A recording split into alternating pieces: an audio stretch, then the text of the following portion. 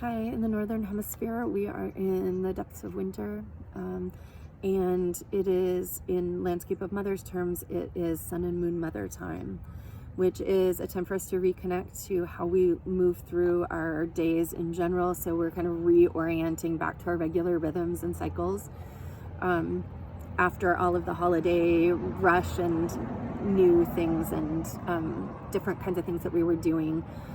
And it's time to kind of get in touch with the moon. This is a dark time of the year. The moon is a reflector. So the moon reflects the sun's light. It doesn't have light of its own. And so kind of just noticing those reflections. What do you know because you spent your time the way you did around the holidays? What do you know about what's important to you? And what do you know about what needs tending in you? Because those things happened, we kind of get to settle back into this reflective time with a lot of darkness and some extra moonlight. And so that's an invitation of Sun and Moon Mother, particularly the moon part, is just reflecting a little bit, thinking back on what happened, sort of all those end of year tasks, right? Those, reflecting back on the whole year, on the fall season, however far back you want to go, even on the last week. Any reflection that you have for yourself is great.